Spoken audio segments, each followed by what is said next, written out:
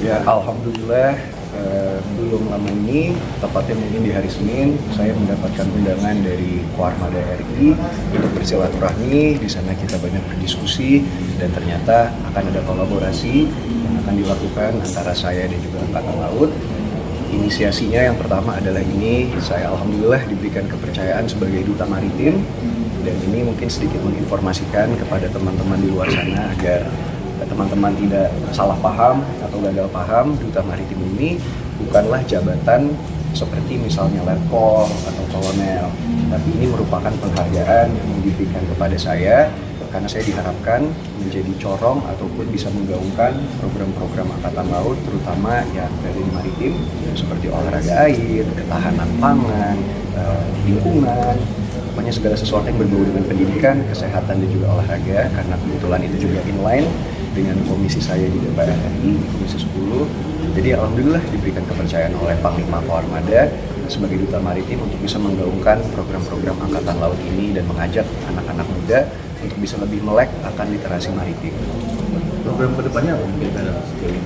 Yang pertama dan konkret kita lakukan saat ini ada di tanggal 21, Mas. Jadi insya Allah tanggal 21 ini kita akan ada kegiatan sosial di mana kita juga mengundang salah satu influencer yang sedang terkenal saat ini. Kalau tidak salah, Chef Bonbon.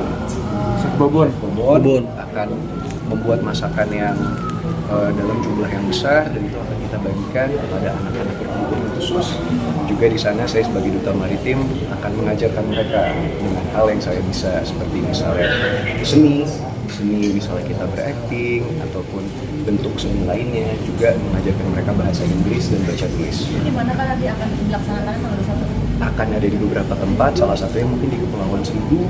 Kita juga ada rencana ke Desa Nelayan, jadi akan ada beberapa aktivasi-aktivasi yang kita lakukan, termasuk ada salah satu kejutan buat teman-teman nanti. Berarti ada beberapa titik lokasi mungkin? Sejauh ini untuk di minggu depan sudah kita siapkan ada tiga giat untuk di hari Senin. Tidak, sekarang dinamakan menjadi duta maritim lebih hektik nggak sih? Apa mungkin ekstra hektik daripada komisi 10? Alhamdulillah enggak, kalau saya melihatnya mungkin Panglima Koarmada RI dan juga Angkatan Laut melihat kinerja saya di DPR RI selama ini seperti apa, dan mungkin dianggap layak dan juga fit and proper untuk menjadi duta maritim. Jadi ya ini adalah tanggung jawab tambahan untuk saya, tentunya masih inline dengan passion saya juga, yaitu di pendidikan, di olahraga dan juga di kepemudaan. Jadi saya rasa ya saya harus lebih banyak effort dan waktu aja untuk pekerjaan. Betul. Oh, dan satu lagi, menjadi duta maritim ini sedikit informasi untuk teman-teman, mohon maaf saya potong, itu saya sifatnya sukarela dan tidak dibayar atau tidak digaji sama sekali oleh Angkatan Laut. Jadi kebanyakan teman-teman mungkin salah paham kan, ada dari negara membayar saya atau saya diberikan gaji, tapi ini tidak ada sama sekali. Saya secara sukarela menerima jabatan ini tanpa ada biaya apapun. Kalau sendiri diminta, kayak pertimbangannya gimana sih, Kak? Pertimbangannya adalah menurut saya ini menjadi salah satu tanggung jawab saya sebagai wakil rakyat. Karena ketika saya disumpah dan saya dilantik, saya sudah berjanji untuk mengutamakan kepentingan negara daripada kepentingan diri sendiri. Jadi saya rasa sebagai anak muda yang alhamdulillah punya influence, saya punya follower, dan saya juga punya media sosial yang bisa dimanfaatkan untuk menggaungkan kebaikan, ya kenapa tidak? Toh ini juga adalah penghargaan yang luar biasa menurut saya dari Angkatan Laut yang diberikan kepada saya, dan mungkin ada nilai historis dan sentimennya, Mbak. Mungkin sedikit dari teman-teman yang tahu, keluarga saya itu banyak yang dari Angkatan Laut. Salah satunya adalah almarhum Eyang Papa. Beliau itu adalah Jenderal Bintang 1 pertama di Indonesia pada saat itu. Dan juga yang mengajarkan saya olahraga, termasuk berenang, pingpong, badminton, apapun itu adalah almarhum eyang saya yang notabene pelaut dulu.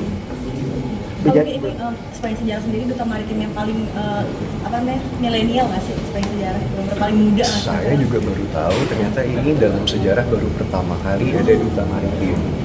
Jadi sebelumnya Angkatan Darat sudah pernah melakukan ini, Angkatan Udara sudah pernah melakukan ini. Nah, untuk Angkatan Laut sendiri ini kali pertama. Jadi saya rasa ini adalah tanggung jawab yang cukup berat juga ya. Banyak pembuktian dan pekerjaan yang harus saya lakukan, karena bagi saya ini bukan hanya sebuah simbol atau bukan hanya sebuah jabatan yang dikasih, tapi ini adalah panggilan hati dan bentuk pengabdian dan pembuktian saya terhadap tanggung jawab yang dikasih. Kan berarti bisa dibilang Eyang itu menjadi role model kamu juga nggak sih di saat dulu, dan dulu pernah jadi itu cita-citanya pengen jadi maritim nggak sih? Betul. Maritim militer. Ini abdi negara maksudnya. Iya. Iya. Mungkin kalau masalah almarhum Eyang Papa saya, beliau itu adalah sosok yang menurut saya adalah antitesa dari bayangan kita terhadap aparat penegak hukum gitu, ataupun tentara Indonesia. Karena Eyang Papa saya itu orangnya sangat sabar, pendiam, betul-betul very down to earth. Mungkin kalau teman-teman melihat sosok Papa Ivan sekarang, kayak yang Papa saya itu 10 kali lipat lebih tenang, lebih sabar daripada Papa Ivan. Jadi growing up, tumbuh besar, saya itu melihat bagaimana almarhum Eyang Papa itu orang yang sangat disiplin, dan itu saya juga bicara dengan Panglima Koarmada RI di Angkatan Laut ini. Mereka memiliki etika dan etiket di mana kalau ada undangan itu 30 menit sampai 15 menit sebelum acara dimulai mereka sudah harus hadir, sudah harus siap, dan sudah harus dengan etiket terbaik mereka. Jadi hal-hal seperti itulah yang saya lihat tumbuh besar ketika saya kecil. Karena didaulat menjadi duta maritim pertama pasti sangat spesial, dan pasti kamu harus bertanggung jawab kepada negara lagi. Mungkin seperti apa? Ya, seperti yang saya katakan sebelumnya, ini secara historis, secara sejarah ini pertama kali ada duta maritim, jadi tanggung jawabnya tentu sangat besar. Tadi saya juga langsung banyak sharing dengan Panglima Koarmada, kira-kira aktivasi-aktivasi dan planning apa yang bisa kita lakukan yang konkret dan efektif, terutama kalau ini tujuannya adalah merangkul milenial dan Gen Z. Yang paling efektif itu apa? Untuk kita bisa berdialog dan berkomunikasi sama mereka. Jadi kita langsung mulai start kerja dari Senin depan, tanggal 21. Karena nanti kan ada beberapa kunjungan ke beberapa tempat, ada lokasi yang diprioritaskan, seperti mungkin penduduknya kurang mencukupi segala macam. Tentu. Seperti yang saya bicarakan tadi, prioritasnya adalah tentu karena duta maritim, kita akan fokus ke daerah-daerah maritiman. Dan seperti yang kita ketahui, Indonesia ini 2/3 itu ternyata adalah laut, kawasan laut. Jadi titik-titik yang kita fokuskan adalah tentu yang berada di berada di lingkungan maritim, dan untuk titik pertama yang kita kunjungi tidak jauh dari tempat kita saat ini, ada di Kepulauan Seribu. Kenapa kalau di sini hadir ekspektasi karena keluarga juga ada yang ini sendiri gitu. Oh ya, pertama ya kita lihat secara luas dulu, permasalahan secara luas bahwa bangsa Indonesia ini ya, satu wilayah kita ini adalah negara maritim, karena sebagai negara kepulauan 2/3-nya laut, kita memiliki pulau 17.504 pulau besar dan kecil, 5 besar 350 pulau itu yang baru dinamai ya. Dan kemudian dari nilai yang begitu strategis itu juga memiliki sumber daya manusia, memiliki sumber daya alam yang tinggi ya. Karena itu perlu sumber daya manusia yang unggul. Nah, dihadapkan kepada program pemerintah dengan memanfaatkan bonus demografi menuju Indonesia Emas 2045, maka kan kita ini perlu memberdayakan masyarakat kembali ke maritim yang melalui figur. Karena ini saya kira tepat, cocok, karena dia figur ya masyarakat sebagai artis ya, kedua juga memiliki keluasaan di dalam mensosialisasikan kegiatan maritim ya, melalui Komisi 10 di DPR RI ya. Dan secara pribadi saya juga melihat beliau ini orang yang santun ya, cakap, ganteng ya kan. Katanya yang paling tinggi apanya? Paling tinggi apanya? Penggemarnya itu?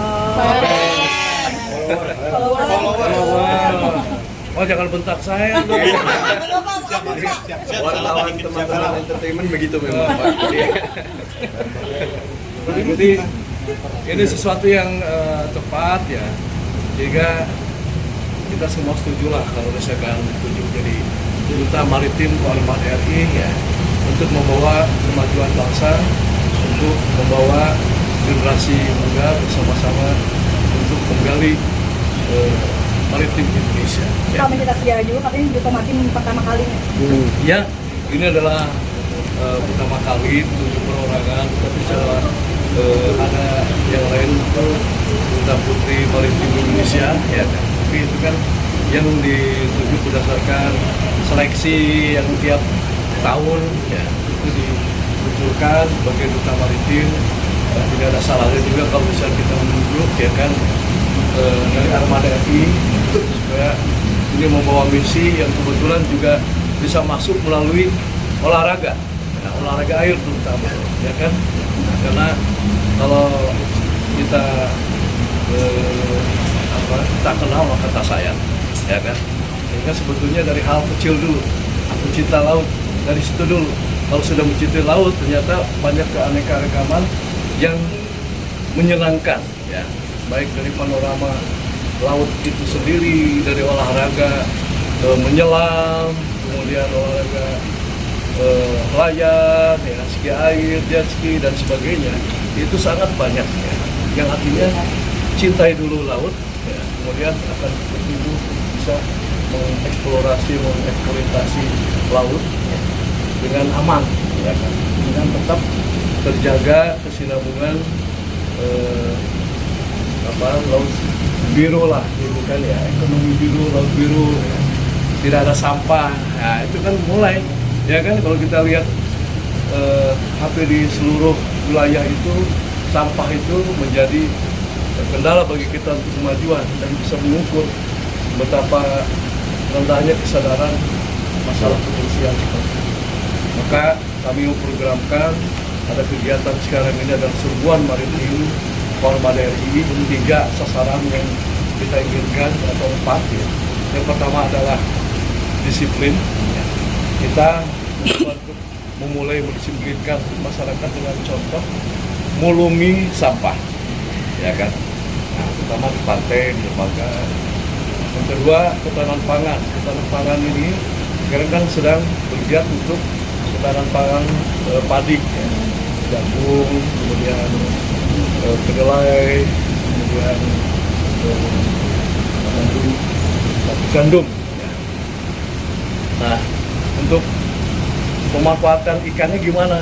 Nah, ini kan kita mencoba untuk mengangkat permasalahan ini sehingga seluruh komponen bangsa ini bisa beramai-ramai. Ayo kita kelola laut itu dengan benar, ya kan, sehingga dapatkan hasil ikan. Karena kalau saya melihat nelayan itu kan belayar tidak sepanjang tahun.